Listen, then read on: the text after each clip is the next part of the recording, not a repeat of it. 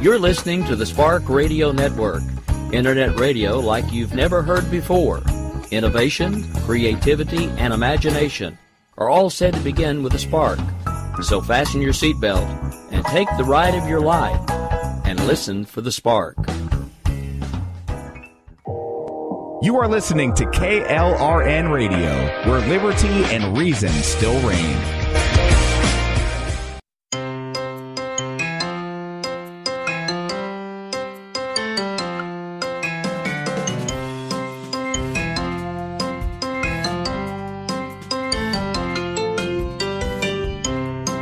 The world around us is an amazing place filled with beauty and with science.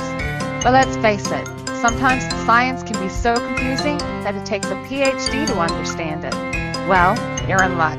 I just happen to have a PhD. Come and take a seat. Perhaps I can explain the world around us in a way we all can understand. Welcome to Conversations in Science. I'm Dr. Judy L. Moore. Call me Doc. Hi, guys, and welcome to another episode of Conversations in Science. Yes, I am Dr. Judy L. Moore, and yes, as my intro says, I do have a PhD.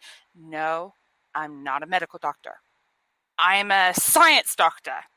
Yeah, what does that mean? I spent way too long at school, and I go into technobabble quite frequently, which is why I have Jessie. Where are you?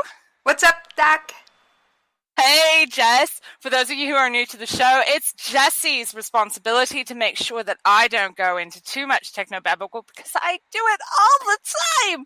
I'm really bad at it. Sorry. Okay, so this is basically what we are, and this is what we're doing. But sometimes we're not alone. And we've had a string of guests recently because I'm really excited.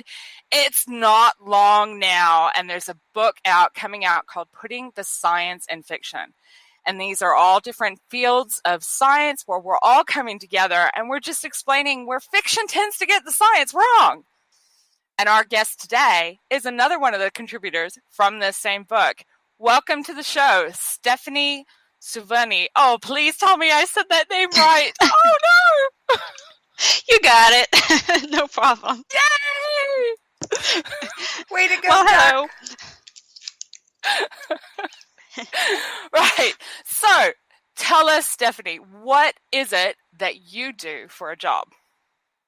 So, I'm actually an oncology nurse and also stem cell transplant nurse, which means I work with cancer patients and stem cell / bone marrow transplant patients. I work on an inpatient unit, which means I work in the hospital instead of a clinic or a doctor's office.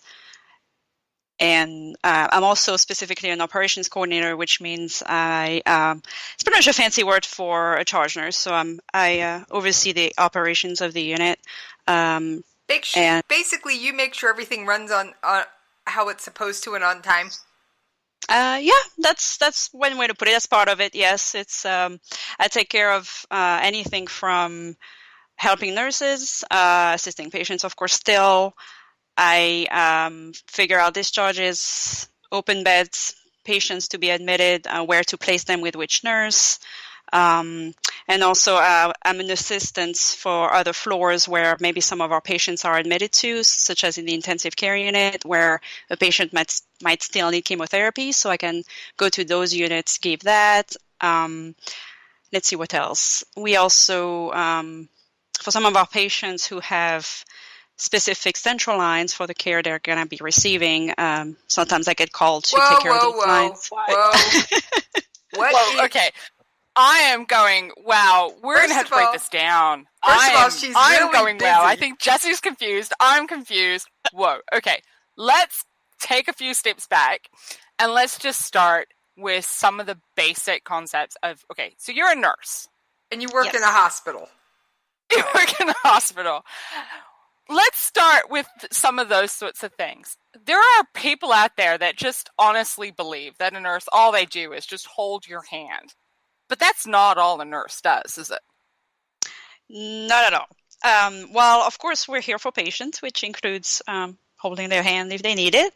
Nurses do a lot of different things. It's actually a very big profession. There is a lot involved in it. There's so many different settings. So that's why I specified that I worked in a hospital, because nurses also work in clinics, in doctor's office. They work in home health. So they come to your home and take care of you, give you care. Let's see what else. They also work with hospice. Like, there's so many different settings. So specifically for me, I work in a hospital, which means when you get admitted to the hospital, you'll see some of me. And let's say the everyday routine of a nurse varies, because it really depends on the service they work in. But taking care of sick people is pretty much the basic definition, I'd say, of a nurse. That taking care of includes a lot of different things. It can be assessing patients. That means the same thing your physician will do. Listen to your lungs, your chest, look at your eyes, your physical assessment. All that is included in the nurse's day-to-day job.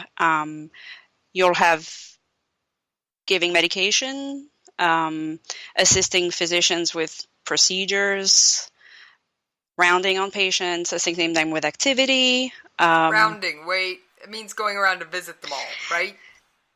So in the scope of a staff nurse, which is in a nurse on the floor that has several patients that they have to take care of, it's checking on each patient on a frequent basis, meaning even if you don't have a medication that's due, even if I've already assessed you and done XYZ that the physician may have ordered for you, I'm still going to go in that patient's room and check on you, make sure that there is nothing else you need, make sure that I'm proactively making you comfortable, as well as maybe foreseeing any issues. And in the scope of, for example, me, a charge nurse, it's sitting down with the physician team and discussing patients on my unit and figuring out what the plan is for each patient that day, what issues need to be addressed, what do we need to do to get that patient home, what services will they need when they get home, all those things that are necessary for someone to hopefully leave the hospital. That's what Okay. I do as round. So, as a gross exaggeration of what a nurse as a whole would do, would it be fair to say that a nurse is sort of like the everyday monitor, human monitor of a person, where they're going through and doing the interactions and talking to people, as well as looking at the equipment and bits and pieces? And if something's not quite right, then they bring in the big guns? Would that be a fair? That's very fair, and that's actually a perfect way to present it. Yes, because we are physicians. Obviously, are extremely busy. They have many patients, so they may poke their head in a room once or twice a day for 5 to 10 minutes, speak with the patient, tell them the plan. But at the end of the day, we're here for 8 to 12 hours, and we see the patients all day. We're in there at least every hour. So we'll see things. We'll see what we call their baseline is, meaning when we came on shift, what did they look like? Did they make, was their mental status, the way they're aware? Basically, what's normal for that person? Correct. And we'll see, because we're in that room for 12 continuous hours, we're able to see if there is a change, subtle, acute, where it's something we may have to worry about, something we may have to call the physician about. So if they're suddenly in pain and they weren't an hour ago or 2 hours ago, that's something you need to know. Yes, definitely, which is also part of that hourly rounding that I mentioned, because sometimes some patients want to tough it out, whether it's from a cultural perspective, their culture is different and pain is seen differently in their world than in their culture than ours, or it's, I didn't want to bother you because that's just their personality. So that's me as a nurse. I'm in there proactively asking them, are you in pain? please let me know. Or they might look like they're in pain but not telling me, and I need to investigate why they're not telling me, investigate what's hurting, why it's hurting, and communicate that to the physician. Okay. I think I've got this now. That's cool. Okay. So nurses do a lot of amazing things. I mean, I've grown up with nurses around and yeah. Same here, trying Doc. to pull over a fast one on her mother who was a nurse. Yeah, no, it doesn't work. Mom, I'm feeling sick. I can't go to school. Yeah, right. No. But yeah, that was always fun. But so you yourself, you said you were a stem cell nurse and an oncology nurse, which I have to admit, when I heard stem cell, I was like, oh, this sounds awesome. Can you just explain, just in generalized terms, what makes what you do, how you've specialized, different to that of a so-called regular nurse, or the nurse that just comes fresh out of nursing school? So being an oncology nurse, I specialized in cancer care. Obviously, that's, again, a fairly broad term, unfortunately, because there are so many types of cancers and so many areas, like I mentioned, clinic, hospital, home care, that still are very specific to oncology.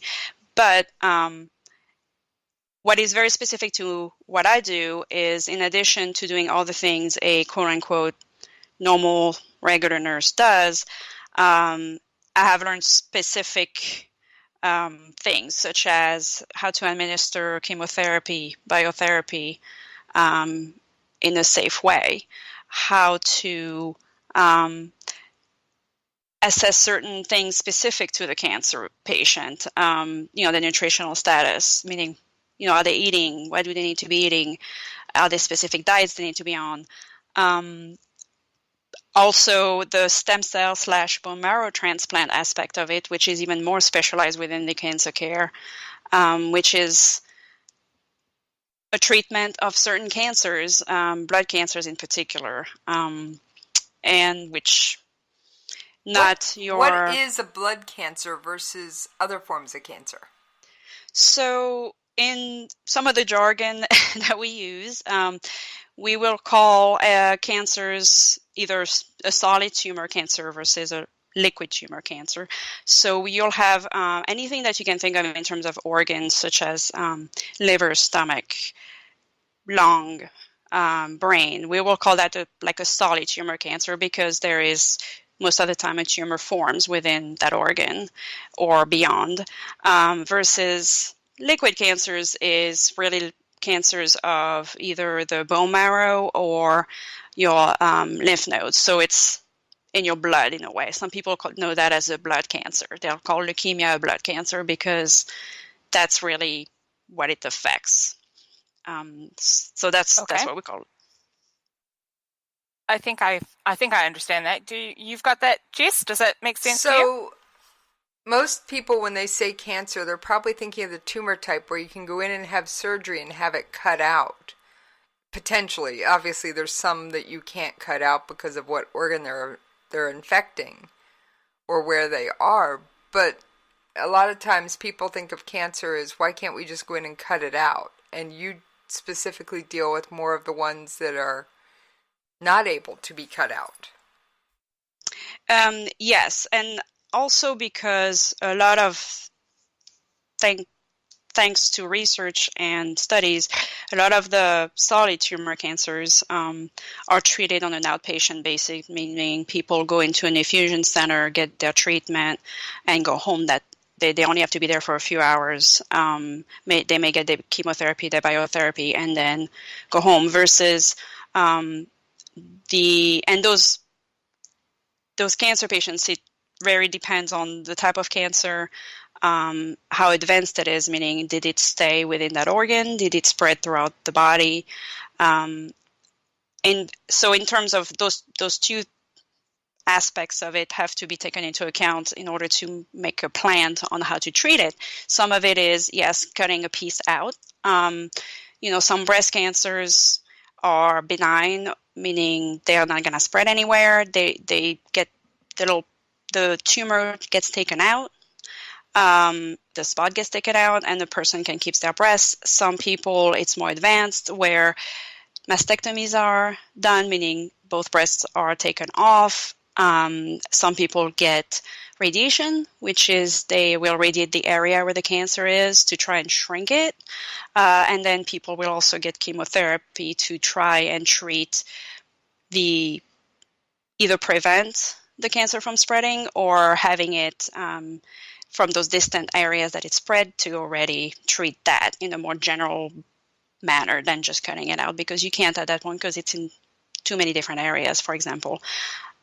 So that's one way to do things. With the liquid cancers, which is what we deal more with on an inpatient basis, is really that those type of cancers are in your lymph nodes, which are nodes throughout your body. So it's not something you can really take out. It's just physically impossible.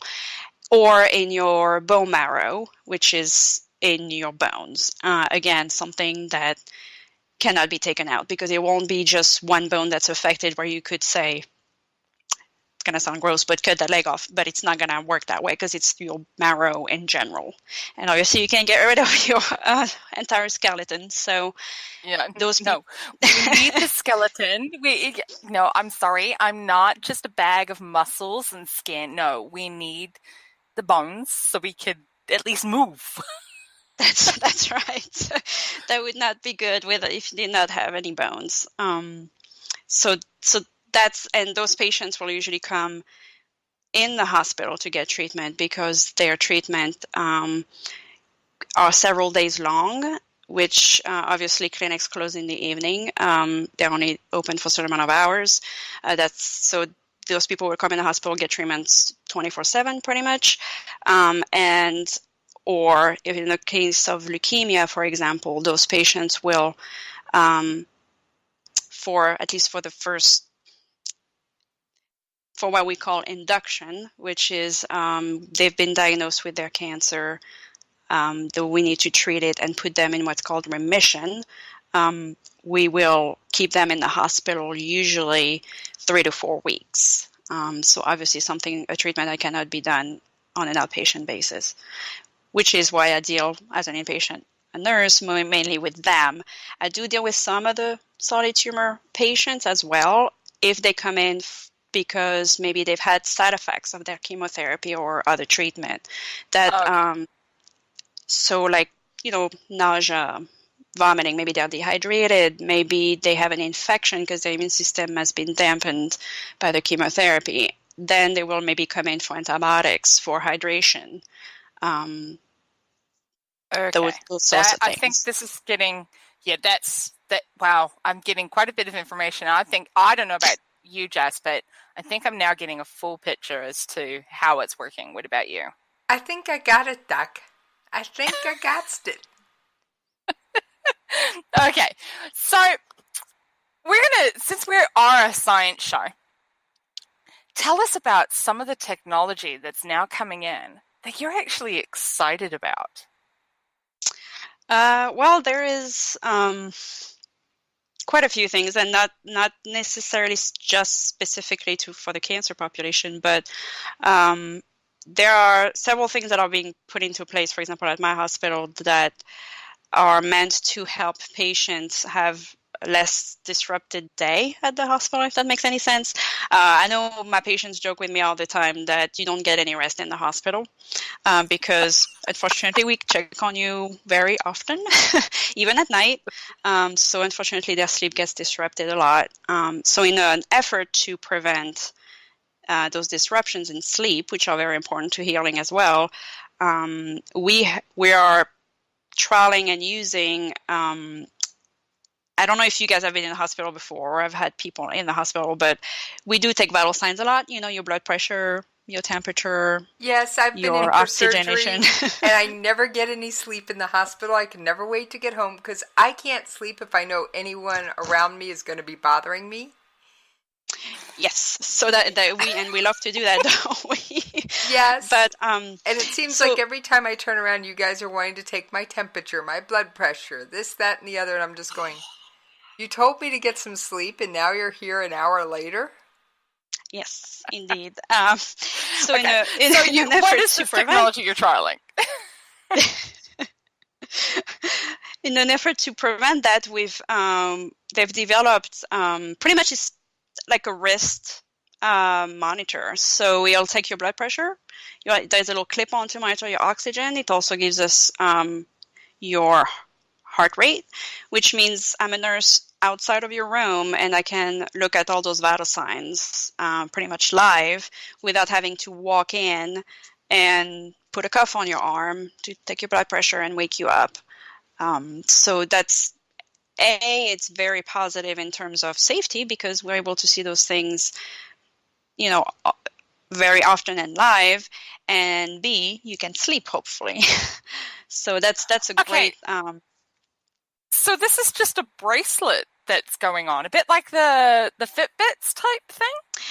It's a little bit bigger. It's there are some anybody with hypertension might know what I'm talking about, but there are some home blood pressure machines. They're kind of like a little Velcro. They're a Velcro strap. They're a little bit bigger. They're a couple of, maybe a little bit 3 inches wide, let's say, with a little monitor where your a watch would be. And that's pretty much what they look like, with the little wire and a little clamp on your finger, on your nail bed, really. So it's a little bit bigger than a Fitbit, but it's the same principle. Okay. See, technology, it's great, isn't it? I mean, I know about those clamps that go on the fingers because, dare I say, in my past life, I actually did work on the pulse oximeters. So, I mean, those things are pretty cool because they're just using different wavelengths of light that are going through and looking at your blood coming through your finger, which is really, I think they're really awesome. The fact that you're using an optical means for measuring. But still, that's pretty cool. Are there any other technologies coming through? I got a question. Jess? Do you still use pen and paper charts, or do you now use things like tablets and smartphones? So I've been in nursing long enough that I know pen and paper, but thank God, at least at my hospital, we do not use that anymore. We have an electronic medical record, which is actually one of the best thing I've witnessed put into place. It's an online chart, and it's an amazing tool for everybody because as a physician, nurse, anybody in the medical team is able to access that chart, which means you come in the hospital, we can see all your health history, all your medications from home. You get discharged, you go to the clinic, they can see what you've been through in the hospital. So if you've had a test done already, they can see the results. If they can say, okay, you don't need it anymore, versus before maybe they would have to go to medical records and obtain that. It would create delays. Sometimes tests would get repeated for no reason. You don't have to worry about that. And then also you as a patient can access that chart. So you may have a question about a test that you can, send a physician note on that record and, a question and say, hey, doc, what's this about? Me as a nurse, I can answer that question. Or if you have, I need a refill, you don't have to call. You can just, I need something for pain. I need, send me a message. I can get the physician to order that, send it directly electronically to your pharmacy, and all you have to do is go and pick it up. So that's great. And we're also developing where our patients have tablets in the room with them so that they can see what the plan is for them for the day, what testing they're going to get at what time. And they can even message the nurses. So, instead of having a call light where they call you, they still have that, of course, but they can also say, let's say I need some ice water, which is not an emergency. They can just say, when you get a chance, bring me some ice water and send me a text message. So if I'm in another patient's room, I don't have my phone ringing that disrupts that patient. I know what the other patient needs, and I can answer that right away after I'm done with this patient. So that's amazing. And of course, messaging your physician, knowing everything that's going on with you is all things that's going to make you better in your health, because you want to be able to be in some control of your health. And there's probably no questions of going, hey, doc, what did this scribble mean? Oh, very much so. I remember when we were in with paper charting where physician would order medications, and the basic of ordering a medication is, of course, the name of the medication, the dosage, the route, meaning is it by mouth, is it through your vein, is it through your muscle, and how frequently the patient can get it. And 9 times out of 10, particularly in my hospital, we have we're a teaching hospital, so we have interns and residents that learn the profession of that learn medicine. They would forget some. So back then, when it was paper charting, you had to discern what the handwriting was, what medication XYZ, and then we used to have to fax it to pharmacy, who used to have to look at it. The pharmacist would have to verify it, put it in a computer, and then we would end up being able to get the medication. So there was a lot of delays. Now they literally go into our medical record program. They're able to order medications very fast. The program also has safety checks. So if it's not the correct dosage, if it's too high, too low, if the patient's allergic or they may have an interaction with other medications, again, that program can check all these things that we didn't used to have that. So that's making healthcare safer as well.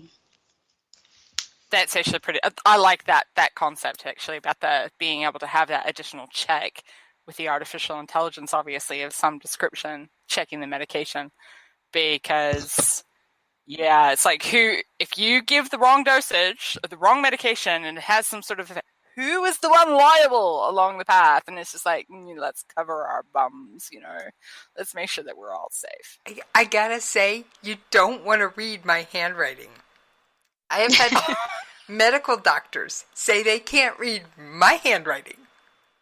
Well, that's a special feat. I thought you'd appreciate that one, Stephanie. I literally have such a brand of chicken scratch. I've always wondered whether doctors, while they're at medical school, whether they have a special class about making their handwriting illegible. I've always wondered that. I mean, it's probably not. I mean, it's probably more along the lines of the amount of hours that they have to do and the amount of study and bits and pieces, and their handwriting just becomes diabolical mess trying to capture all of those notes. But do they have special training? It's always made me wonder. I don't know. One would think so, but or maybe it comes with like you said, being just overworked and having to just move fast. I have to say, everyone around me is thankful for technology because you no longer have to figure out what I scribbled. I'll just type it in and everybody comes out happier. Yeah, no, there's technology. I mean, I think I recently saw the tablets being used within here in New Zealand. The listeners know that I live here in New Zealand, and they were using it on the surgery ward. My husband was in for a appendectomy of all things. His appendix decided to go hee. And I saw the nurse using the tablet, and it was the first time I was like, wow, that's so awesome. And of course, I, being the science geek I am, I sort of went a bit geekazoid and I went and started asking questions about how does she feel about the technology. And she said she was actually really excited about it because of the handwriting. She didn't have to guess what anybody was actually writing down. And I did notice that as well, and you can correct me if I'm wrong, but these charts, they're now using like the instruments. She had to take blood pressure and bits and pieces on my husband, and instead of actually entering the number in, the equipment automatically entered it into the tablet for her. It was like some sort of, I don't know, some sort of intelligent Wi-Fi or Bluetooth sort of system that it basically just spat out the number across the electronic waves, and there it was, just suddenly popped up in the chart as to what the number was. Do you have those sorts of things as well? Yes, we actually we have, so for the vital sign machines, that some of the ones we have that are not the wrist ones, we each patient, of course, has an armband, and it pretty much, we have computers, of course, and in addition to tablets, we have handheld scanners. So it's pretty much just like at the grocery. You scan a patient's armband, and you scan, for example, medications, or the vital sign machine has a scanner on it as well, and you scan the patient. You take the vital sign and you press a little button that uploads it, and it sends it over Wi-Fi to the records. And again, a safety check, because you have the right patient. You don't have transcription errors, and it's live, meaning you don't have to wait until you're out the room to find a computer to chart it. It just sends it right over so the physician can see it as soon as you take it. Really, technology. I'm loving it. There are some things about the technology I'm just loving. I mean, this is it. It's going to make. I think it's going to make medicine a lot. I don't know, faster, maybe. I think it's faster. I don't know if that's the right word. And it's safer too. Because I was going to say, in terms of faster now is not always better, but fast is important when you're dealing with people's lives in terms of emergencies. And another, I guess, component of technology in that regard is when you do have patients on a regular ward that are not doing well, who are very, very acute. We at our hospital are using, so I'm sure everybody has heard about a code team, right? I mean, all the medical shows talk about the big code. That one. And some code, and it's always a different color, and Yes. And everybody starts running. Code blue is, of course, unfortunately, someone has their heart has stopped and they start breathing. The goal is to prevent that, of course. And we at our hospital, for example, use an AI component. Now, I don't know the nitty-gritty detail of the algorithms that it uses, but we, based on vital signs, based on certain lab values, the AI component will kick in, and we have an emergency team that looks at those results, and they're able to say, okay, something's going on with the patient. Is it something acute? Is it something that's going to continue deteriorating?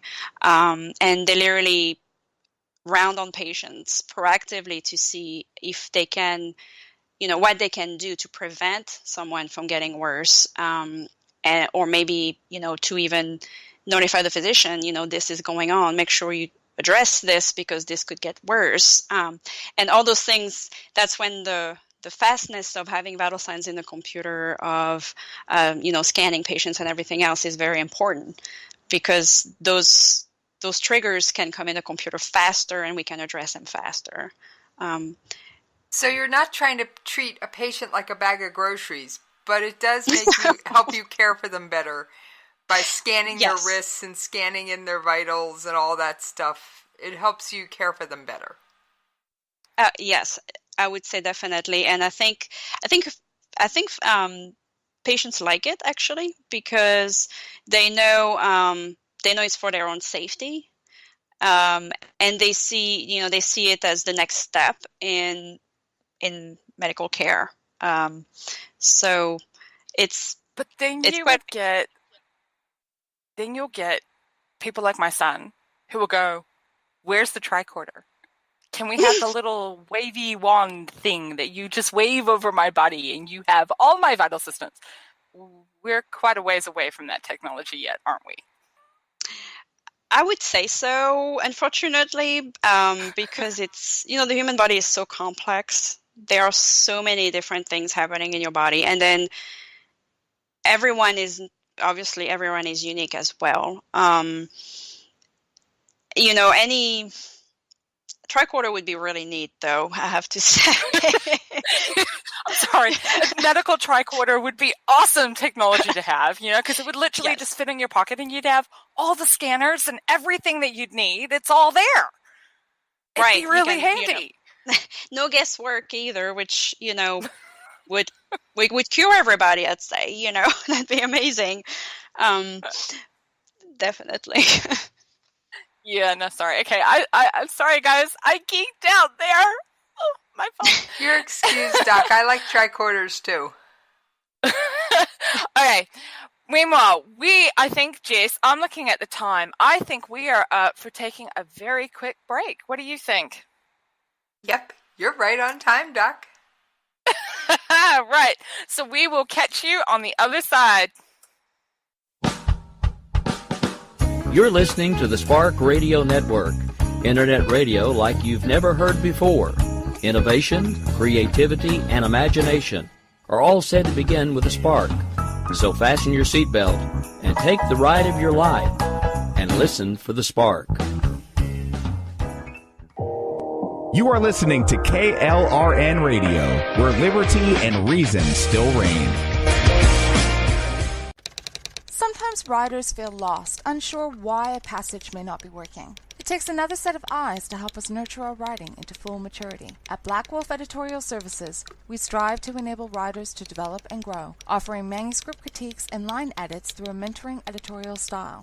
We also offer assistance on generating a writer's bio for your websites. Black Wolf Editorial Services, nurturing your writing into maturity. For a full list of services, visit blackwolfeditorial.com. KLRN Radio has advertising rates available. We have rates to fit almost any budget. Contact us at advertising@klrnradio.com.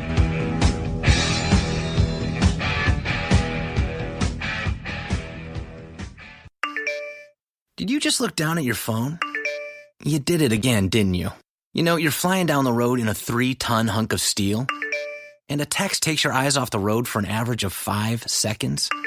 At 55 miles per hour, that's long enough to travel the length of a football field and cause some serious damage. Turn it off. Trust me, whatever it is, you'll live.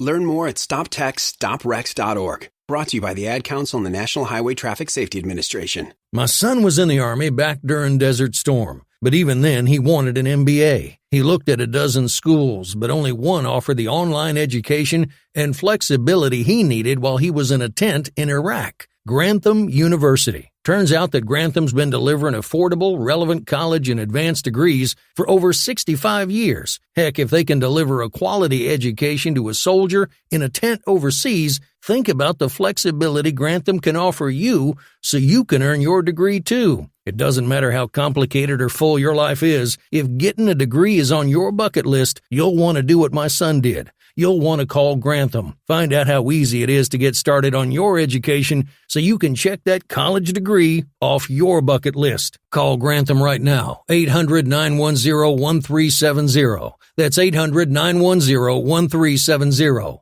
Flexible, affordable, relevant. Call 800-910-1370.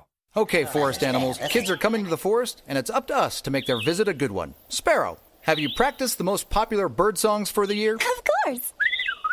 Catchy. I like it. River, how's the temperature? It's a refreshing 52 degrees, man. I love it. Turtle. He's not here yet, man. He's late every morning. Okay. Squirrel. The forest has been preparing just for you. To learn more about cool things to do in the forest, visit discovertheforest.org. Brought to you by the U.S. Forest Service and the Ad Council. I am incredibly proud to be a physician here at St. Jude. To be in a place where I know my patients are going to get the top-notch care. Not only care, but also research happening 24 hours a day, 7 days a week. Every single person that contributes is a part of that St. Jude family that makes that happen. Because of everyone that is really committed to the mission of St. Jude, we're giving families hope. St. Jude Children's Research Hospital. Finding cures, saving children. Learn more at stjude.org.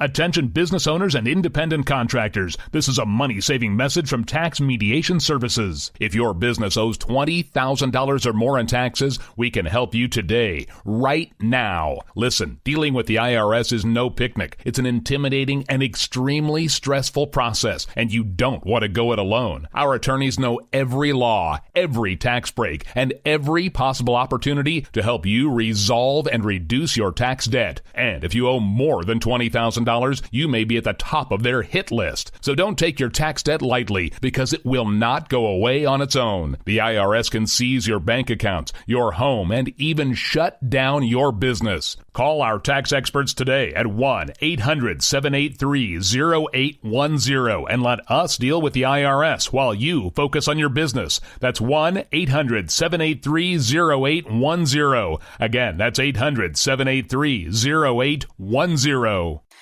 Hi, guys, and welcome back. We have been talking with Stephanie Souveni. Oh, God, did I say that wrong again? I have this horrible No, you feeling got that it. I promise you got it. You're doing great. Oh, man. Anyway, Stephanie is an oncology nurse, and she works in with STEMNACEL nurse as well. And she's working with the hospital, and she's just been telling us about what it's like to be a nurse and what it's like to work with oncology and to work with oncology patients and some of the technology that is coming out. Some of this stuff is awesome. We haven't got tricorders yet. No tricorders. At least you don't have to decipher crappy handwriting from doctors anymore. That's right. That's the first step right there. So we were talking before the break. We were talking about some of the technologies that are out. Man, I would love that tricorder. I really would. But what about some of the technologies that they have trialed that you're just like, dude, that's not going to work? Can that just go into the... No. Have you seen anything come through of that? So I've seen probably one thing that in theory is great, and it I guess it worked for a time. We actually had a robot, it looked more like a box, but it's still a robot that used to come pick up our certain lab specimens. We have a tube system, a pneumatic tube system to send specimen to lab. However, certain specimens cannot be sent through that. So we used to have literally a robot that would, and it was really cool. I think it was cool. The sci-fi editor made me think it was cool, but it just wasn't very effective. That used to come to the floor, get to our main nurses station, pretty much beep. So our secretary used to put the samples in the robot, and then it would go like that on every floor, and then go back to the elevator, call the elevator on its own, and write down. So that sounds like a great... tickled my pickle, really, as a sci-fi nerd. But however, it was, slow. And I think one of the reasons they stopped using it is something ended up breaking with it, and it was so expensive to fix that they decided that just hiring someone to do that was just better. But I guess in theory it was a good concept. But just not very time consuming to get samples downstairs with that. That's one other thing I can think of that unfortunately did not work out. Trying to think of anything else. I think there's been a couple of movies. If I sit down and I think about it, like the movie The Last Navigator, they had something similar where it was delivering meals around the place. And it's just like, yeah, no, dude, my meal is now cold. Give me. So, yeah, no. So I can imagine something slow, not quite working. Yeah, no. Yes. But yeah, that's exactly. okay. Let's face it, if the sample needs to get to the lab, it probably needs to get there now. Exactly. Not and 3 hours. Some things are time sensitive as well in terms of, they go, quote unquote, they go bad after a little bit. So not quite what we needed. Yeah, no. Okay. So that one is a good thing that it disappeared. And if I sit down and I think about it, in Star Trek, I don't think they ever had a robot delivering samples. I think it was always a human being. So maybe, I don't know. Okay. Sci-fi nerd, shut off brain now. Go back to the topic. Okay, right. So let's talk a little bit more about nurses and why somebody would want to be a nurse. Now, while we were having our little break, we were having a little bit of a quick discussion about this. And basically, when my mother is an ER nurse, and my mother did her nursing training when I was quite little. I remember it. And there was a guy, a male, in her class, and he was constantly being asked, why do you want to be a nurse and not a doctor? And it was just, it really got to him, because he had no interest in being a nurse, and he got blamed for a lot of really negative things, a lot of negative connotations. Sorry, he didn't want to be a doctor. He wanted to be a nurse, and he got blamed with a lot of negative connotations about this. But there are reasons why people want to be nurses, and we need nurses, not just doctors. How do you feel about some of this? I think it's definitely something a lot of people ask. Why a nurse and not a doctor? Or, some people unfortunately think, oh, you became a nurse because you could not make it into medical school. I think it's a different role. To think narrowly about the medical field would be to say, okay, doctors are the most important. Of course, they are extremely, extremely important. Don't get me wrong.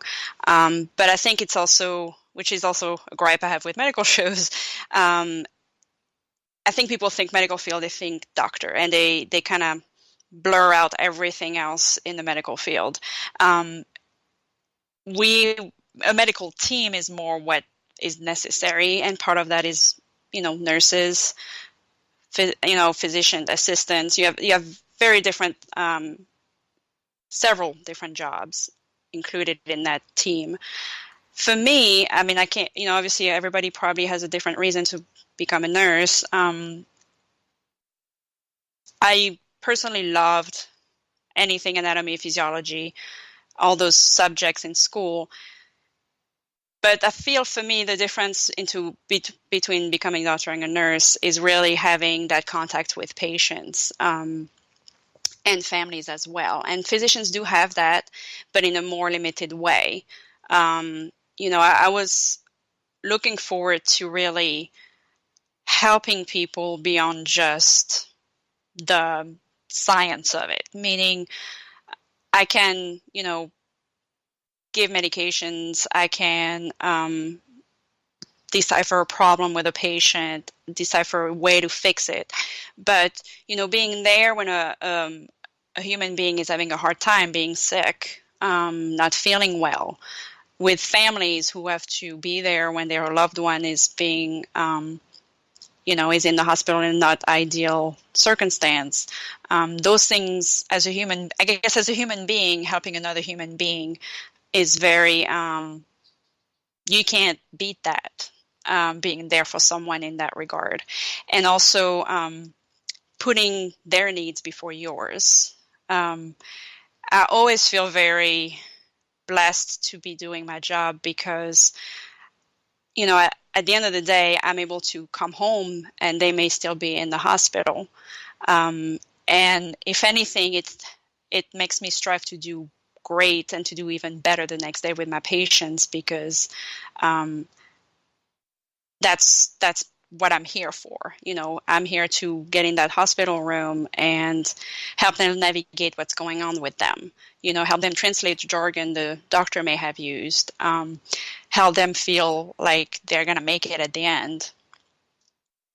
I feel like maybe it's that translating of the jargon, I think, is actually an important role of a nurse. I mean, in a way, it's why our show, the Conversations in Science, exists. When I was working as a medical researcher, it was actually said to me that the doctors are the ones that really need to understand the concepts of doing things like outreach, like we're talking about, explaining science, because they do tend to use the technobabble.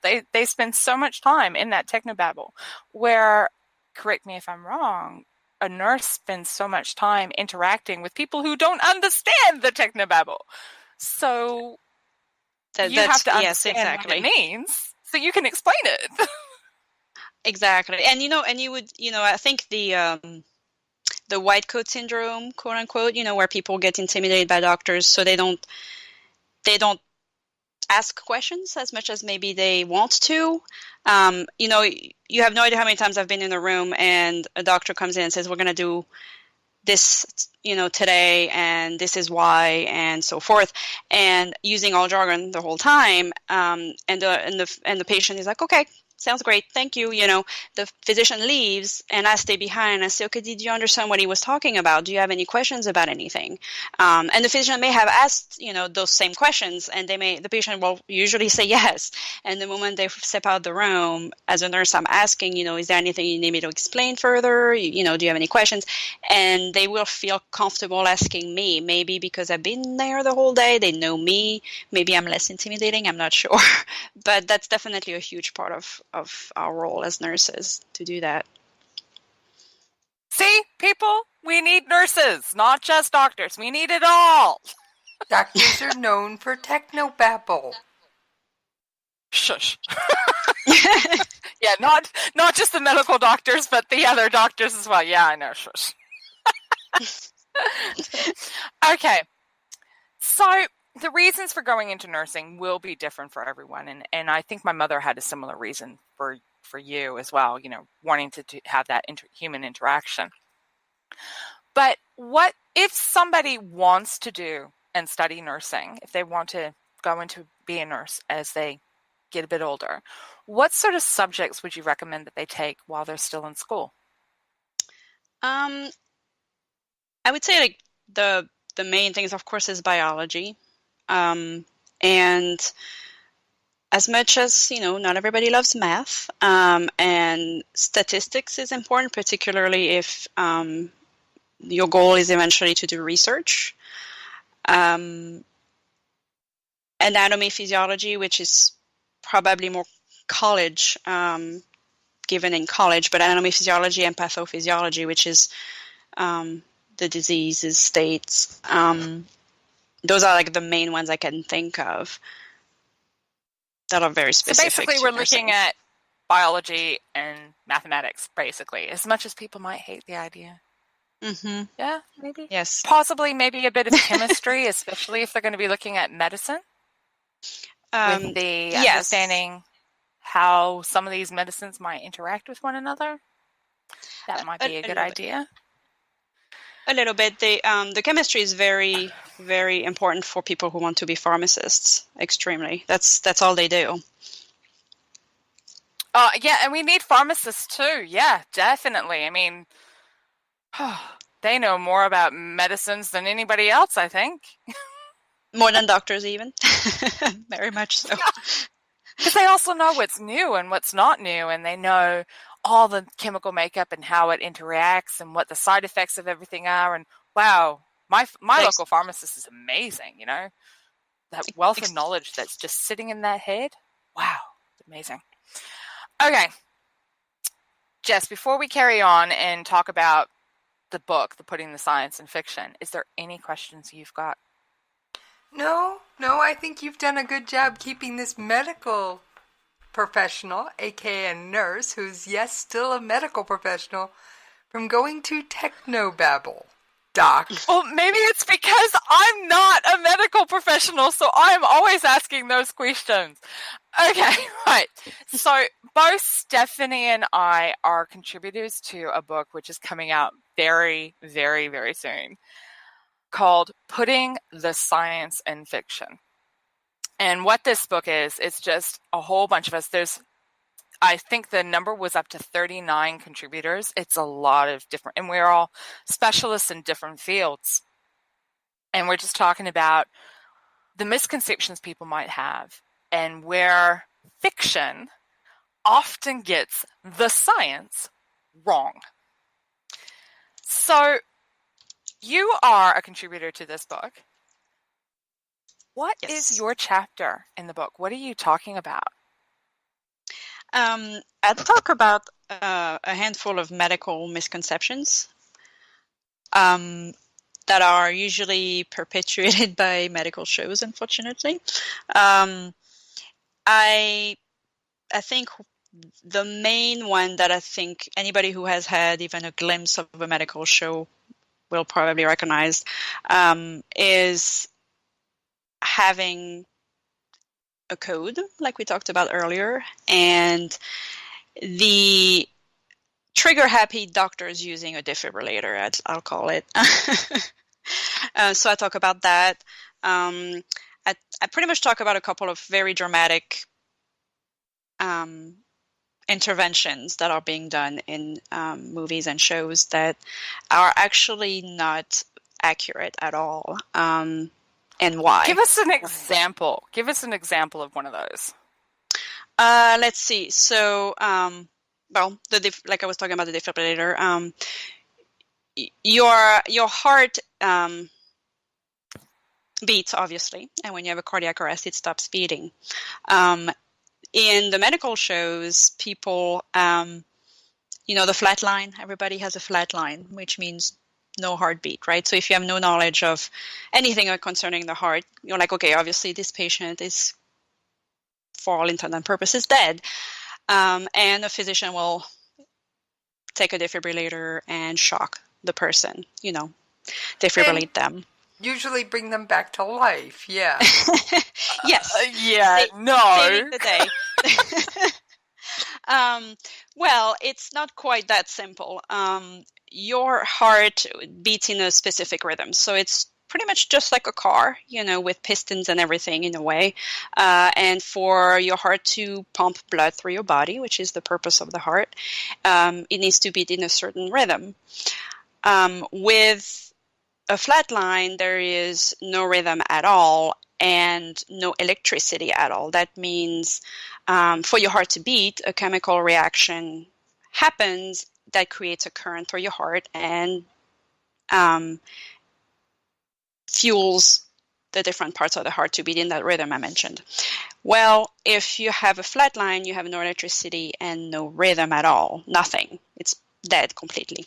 The role of a defibrillator is kind of what you would do when you reboot your computer. If you have something wrong with it, you'll press Control-Alt-Delete, or and I apologize for Apple users, but I do not know the combination for Mac machines. But anyhow, just resetting your computer, same principle for the defibrillator. So when you have a flat line and you have no electricity, nothing at all, rebooting won't do anything to your heart, meaning shocking your heart won't do anything because there's no electricity at all. It does not add electricity, it just reboots it. So that's a big myth where people see that flat line, grab a defibrillator, defibrillate the heart, and magically save the person. That is not true. In order to use a defibrillator, you need to have some electricity already going through the heart, and it would not be represented as a flat line. You would have some type of quivering on the line, or an abnormal rhythm, meaning not the correct way the heart needs to be beating.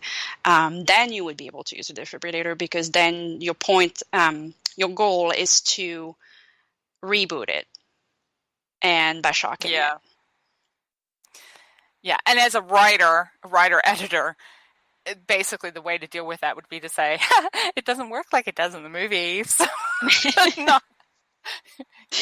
Yes, not at all. I think the craziest one I ever read about somebody, quote, shocking someone back to life, and this is so far out there, at least in my mind. This guy didn't apparently have a pulse. Now, he wasn't hooked up to any medical machines, so we don't know for sure. And the guy used 2 tasers to shock him back to life. Oh my gosh.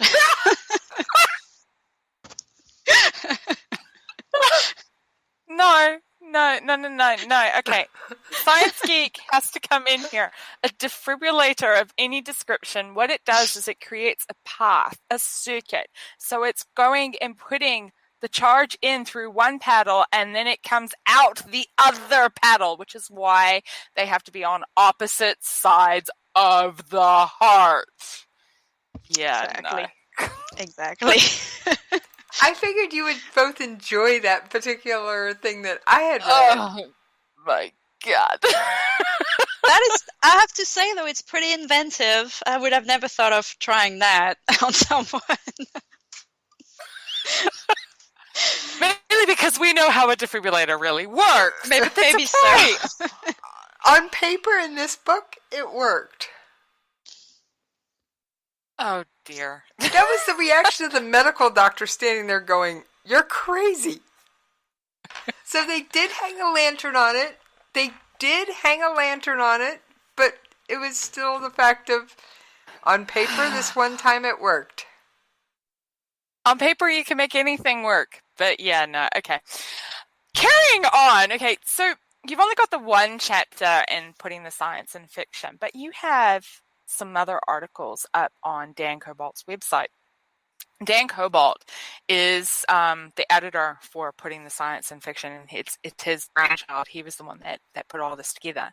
But on his website, he has a science and science fiction series, or fact and fantasy series.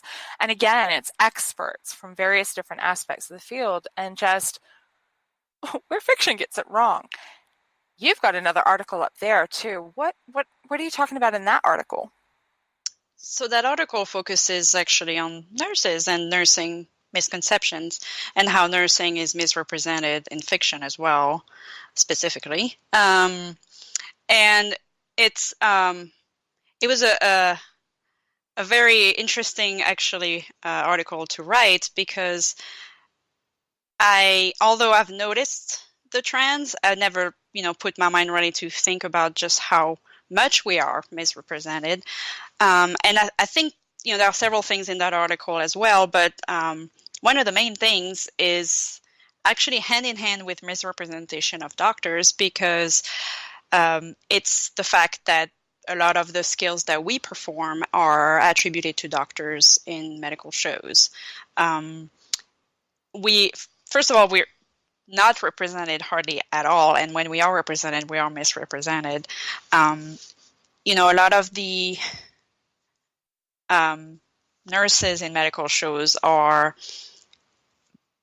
incorrectly and badly represented in a very negative light.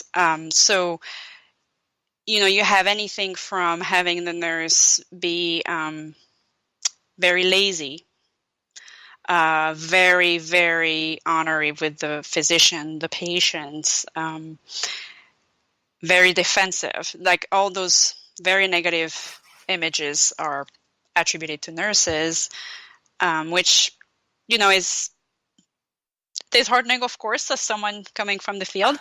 But in addition to that, in the scope of giving some of attributing our skills to physicians, a lot of physicians in shows will be, starting intravenous access, the needle that you have in your vein. They will start those accesses. They will administer medications. They will, I'm trying to think of another example. That all of things sounds we like do. nursing to me.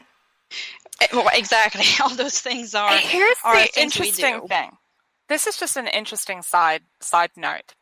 In New Zealand, and this is where nursing is in New Zealand is a bit backward.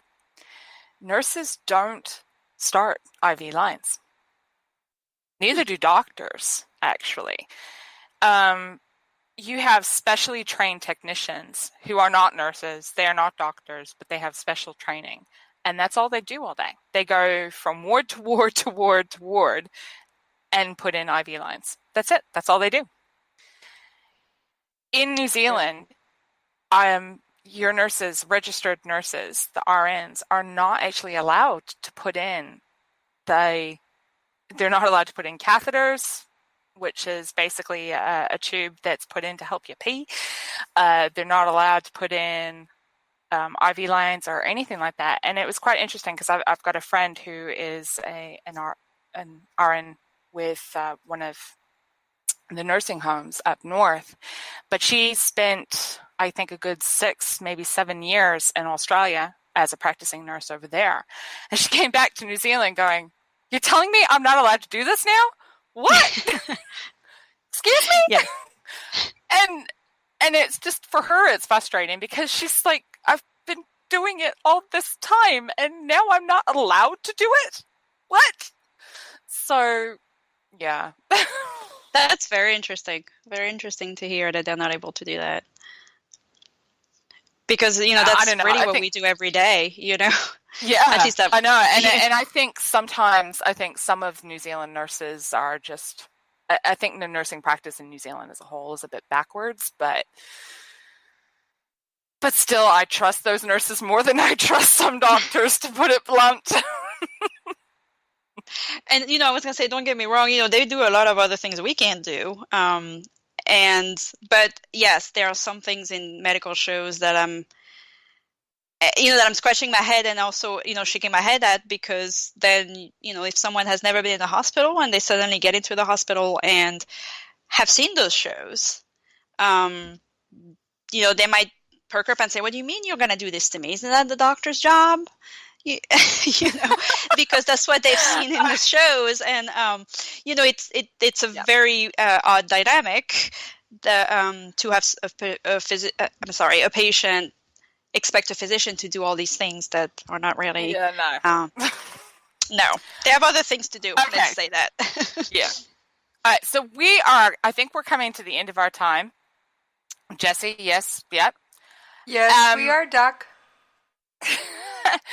So if anybody has any questions about what you do specifically as a nurse, or some of the misconceptions that people have about nursing, or the writing that you might do, because you said you were a sci-fi nerd, or anything else, how do people get hold of you?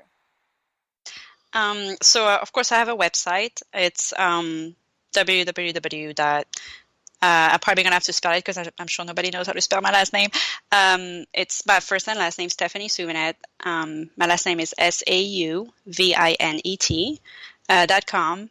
I'm also on Twitter under the same name, and on Instagram as well, and on Facebook. So I'm a little bit of everywhere. Please feel free you're welcome to message me, ask me a question, whatever help you need with writing, whether it's in the medical field or, anything about medical things or nursing things. Please feel free to reach out to me. I really love to talk about what I do, so it will not be trouble at all. That sounds fantastic. And of course, I'll make sure that we have, when we post up the information, access to what your website is, and make sure all those links are there, just in case somebody missed the spelling, because it's an interesting name. As people have heard me, I've struggled to pronounce your name all the time. Sorry. You did. Right. Jessie, before we let our guests go for today, is there any questions that you might have? No, I just want to say thank you, Stephanie Souvinet. Did I get it right? You got it right. Oh, doing great, I'm telling you. Okay, Jess, I think we have hit the end of another episode. Well, that brings us to the end of another episode of Conversations in Science. If that wasn't enough of a science jolt for you, well, you can catch old episodes on iTunes, Stitcher, Spreaker, Google Play Music, iHeartRadio, and a whole range of other popular podcast locations. In the meantime, if you have a question about science and just want to know a little bit more, feel free to contact us at the station, and that's at science@klrnradio.com. Alternatively, you can contact me on Twitter, and that's at Judy L. Moore, or you can find me on Facebook, and that's Judy L. Moore, or you can drop me a line through my personal website, which is judylmoore.com. I think you can see the pattern here. Meanwhile, my cohort over here... For anyone wanting to track me down, they can follow me on Twitter at Radio Host Jessie, or they can email me at the station at jessie@klrnradio.com. And they can always check out the books and authors I talk to at jessiescoffeeshop.com. Bye! Bye, guys!